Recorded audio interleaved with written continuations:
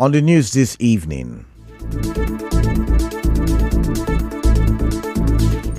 Rivers PDP stakeholders react to statement by FCT minister accusing party members of trying to bring him down. FCT minister to appear before Rivers Judiciary panel on arson at council secretariats. Romaolu residents narrate struggles following persistent flash floods. Price of insulin skyrockets as world marks Diabetes Day today. On the foreign scene, report says number of people dying because of civil war in Sudan higher than previously reported. I am Kala Dakurubatubo. We will go for a quick commercial. When we do return, the news in detail.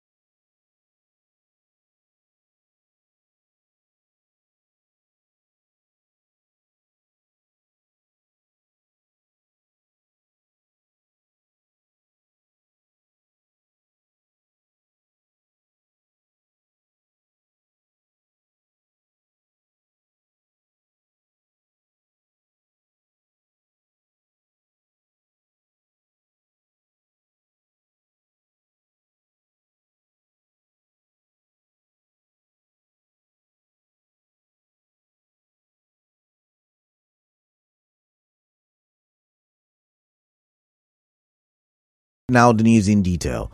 Some Rivers PDP stakeholders are reacting to the statement by the FCT minister Nyesom Wike, accusing members of the party of trying to bring him down instead of trying to resolve its leadership crisis.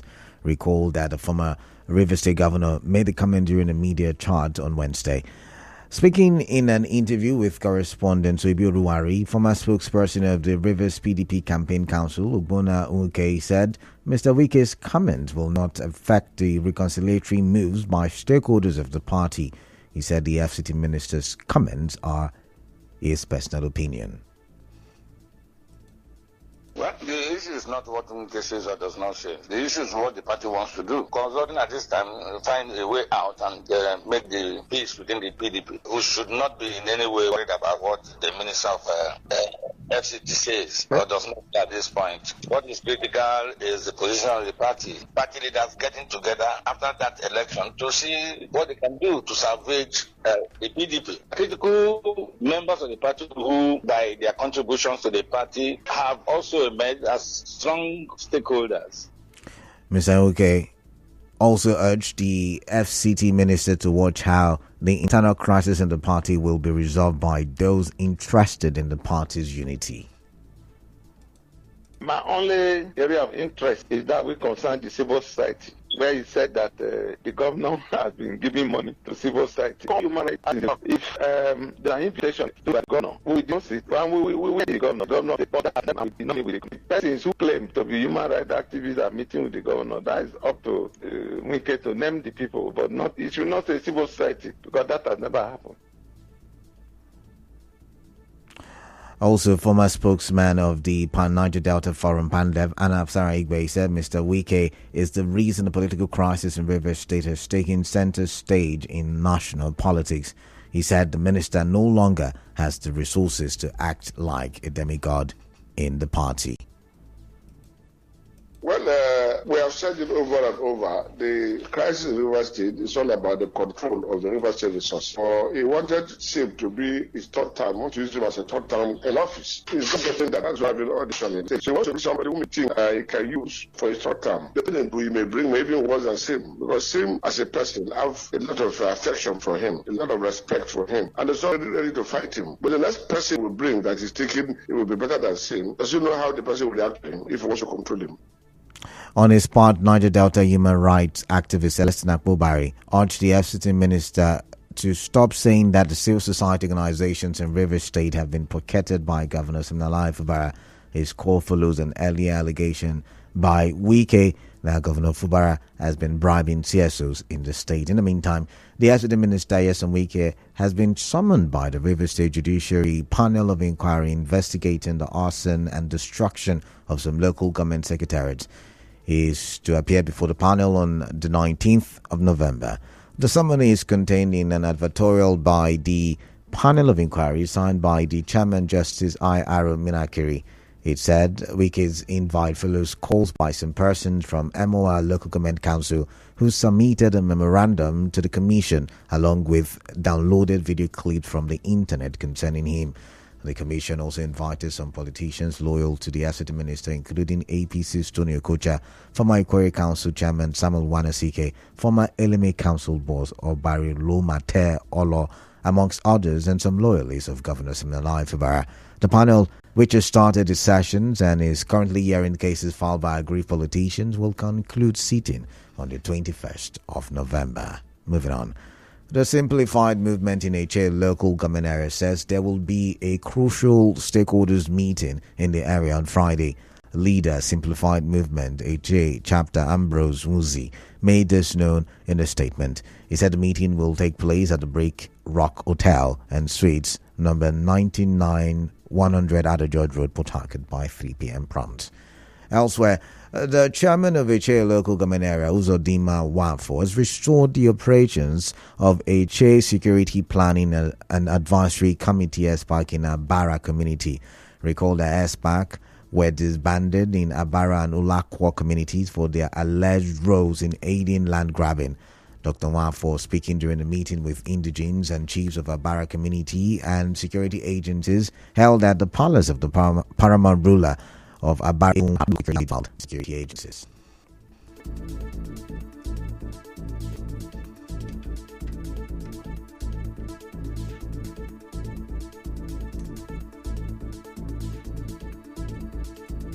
We are going to see how security will be the top priority of Eche local government, and we will also write to His Excellency to also help us to see how the police station built by our predecessor can be occupied by security operatives. Land grabbing have given Eche a bad name. It's a very serious effect to us. That the day I will conclude and start my work as a security chief of Eche local government, any of his chief I pick up, he should not call me on phone. So please, my good people, do us good to see that you give us the least tip of negativity in Abara for development to be in Abara.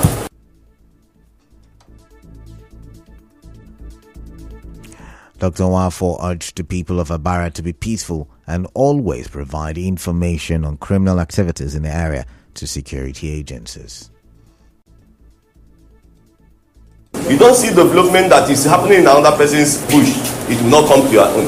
The development going on in my bush will come to develop your own area. There must be a particular point where it will start.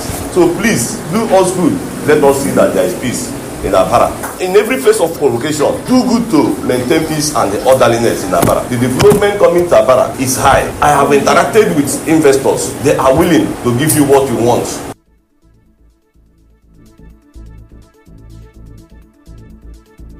On his part, paramount ruler of Abara community Eze Jonah Ezebunwa Wala said Dr. Nwafo has the capacity to lead Eche people. He also said the Abara community has contributed a lot of resources to the state and country and called for steady power supply and a health center in the area. Our correspondent reports that during the meeting, the Eche Council chairman assured the people of Abara of fixing electricity, the completion of a police station, and a health center, and backed by the previous administration. Moving on, some residents of Rumaolu Pipeline have spoken of the struggles they face following the persistent flash floods in the area. In an interview with our correspondent, they noted that the dilapidated Road 20 junction along the Rumaolu South Road is a major cause for concern as the area becomes impassable when it rains.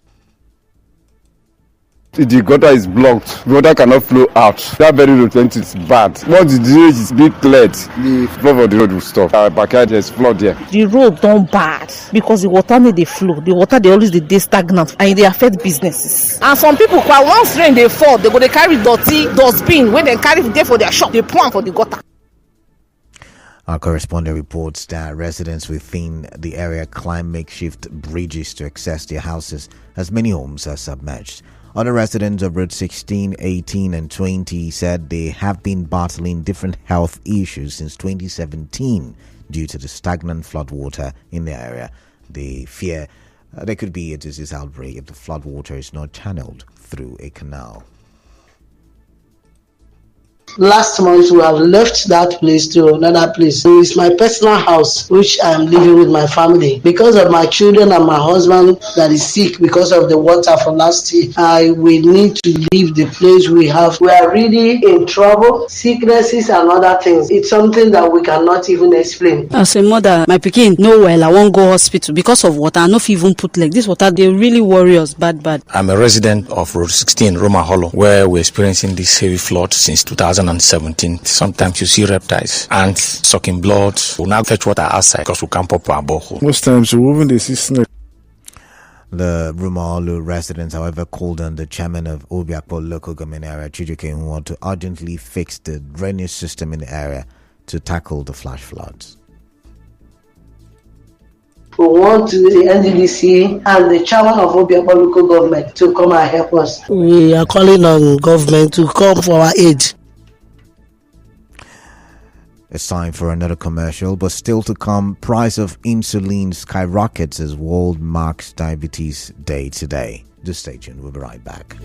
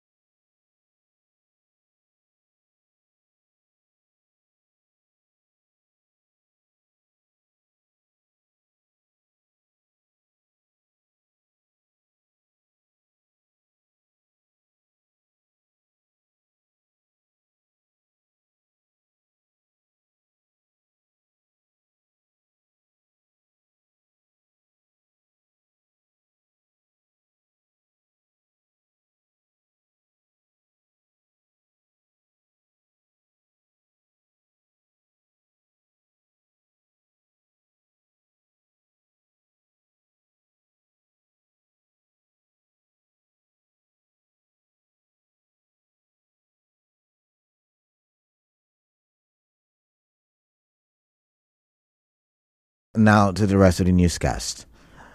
Nigeria Info FM newscaster Constance Mega has earned the Stella Dean Jacob Women in Journalism Awards for emerging the overall best in the 2024 Africa Foundation for Young Media Professionals Fellowship. News reporter Lois Ujadu Francis emerged as first runner-up. The Africa Foundation for Young Media Professionals Fellowship Women in Journalism is aimed at assisting young media professionals in honing their skills and advocating for an open, inclusive, sustainable society.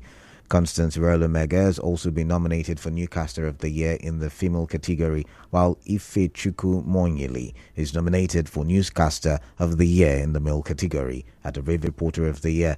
Voting is ongoing until Saturday, November the 30th, 2024 at 11:58 p.m. In the same vein, newscaster and accent reduction specialist Ifechukwu Monyili has published his first book entitled Win with the Right Grammar, aimed at improving public speaking skills. Mr. Monyili says the book is out for sale as a soft copy on seller.com.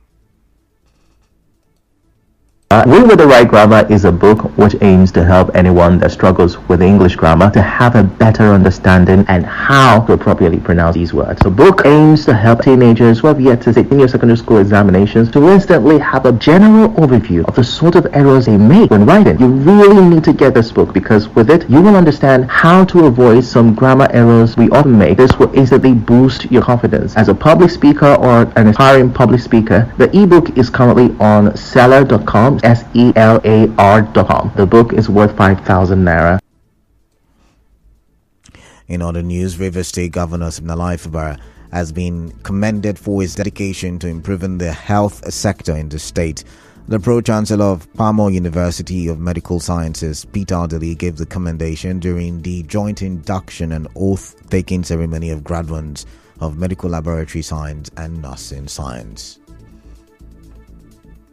We want to thank the governor and assure him that the partnership between Pamo University and the Rivers State government in growing human resources, especially in this health sector, for the good people of Rivers State. Please tell the governor that his increased number of scholars of Rivers State government in Pamo University will help to ensure that within the next few years, Rivers State will not be threatened by the exodus of health workers in Nigeria.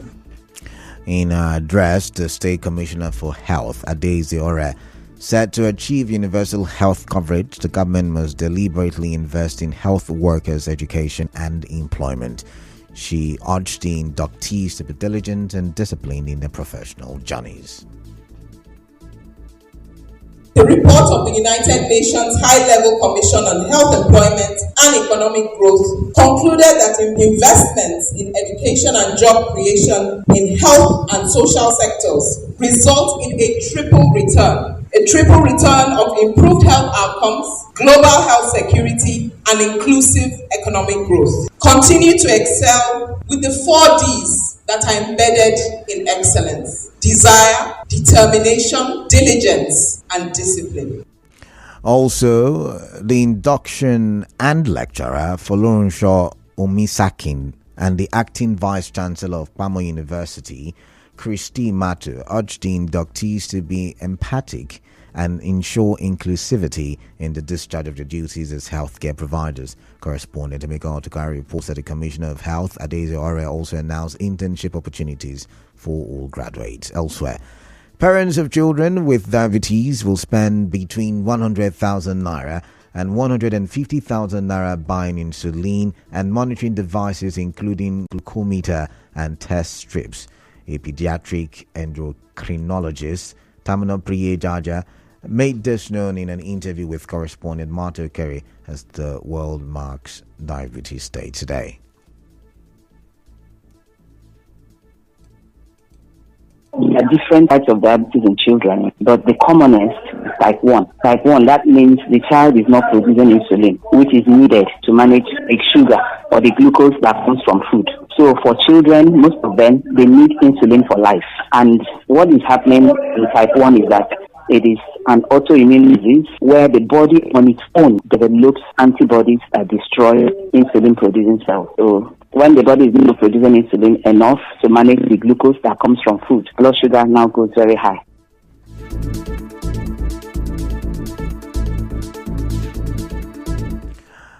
Professor Jaja, who is also the consultant in charge of the Diabetes and Endocrine Unit at the University of Port Harcourt Teaching Hospital, UPTH, spoke about symptoms of type 1 diabetes in children.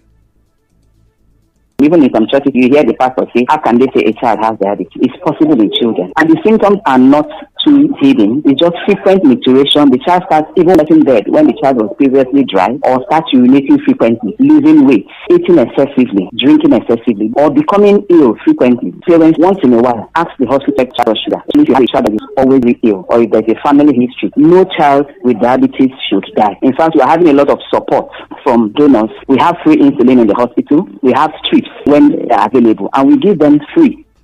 In the meantime, a professor of diabetes and endocrinology, Sunday Chineye, has dismissed insinuations that diabetes in adults is caused by intake of sugary or sugary foods while growing up.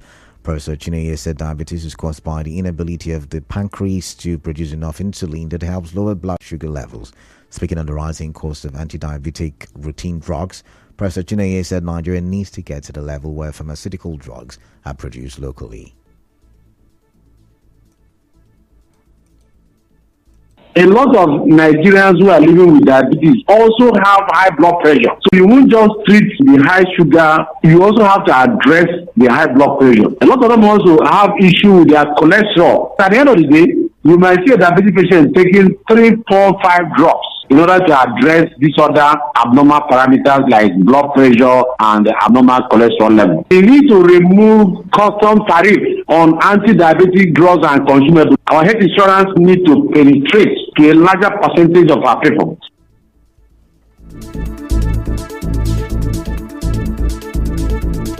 Our correspondent who visited some pharmaceutical stores in Port Harcourt reports that a glucometer kit is now priced at 25,000 naira, while a pack of 50 test strips costs 15,000 naira. Also, insulin previously sold for 8,000 naira and 9,000 naira now sells at 18,000 naira.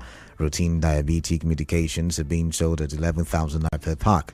The theme for this year's World Diabetes Day is breaking barriers, bridging gaps, uniting to strengthen diabetes well-being. Now let's take a look at the international scene.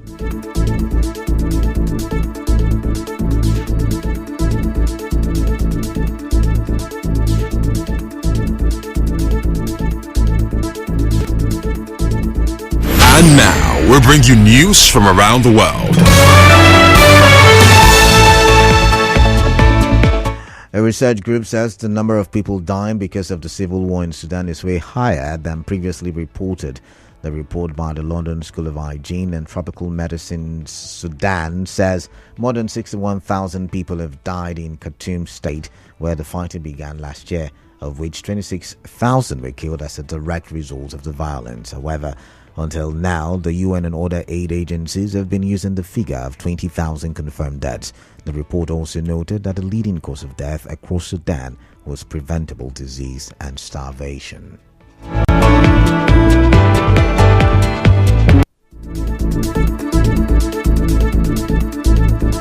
A quick recap on the news this evening. You heard some Rivers PDP stakeholders have reacted to a statement by the FCT minister accusing party members of trying to bring him down.